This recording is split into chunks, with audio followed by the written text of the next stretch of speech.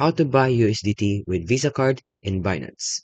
So let's get started. So if you want to pay using your Visa card, you want to navigate to the buy button or buy the Tether USDT with USD page on Binance. And then select the Tether USDT and USD from the drop-down menu.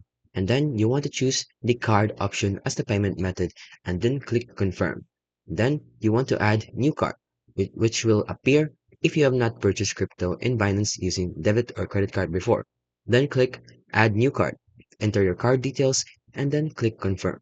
And then on the payment confirmation page, you can verify the details and confirm the order within the time limit. You can also use the refresh for a new code and then click Confirm to place your order. From there, you will be redirected to your bank's one-time PIN, which is the transaction page, and then you want to follow the instructions to verify the payment.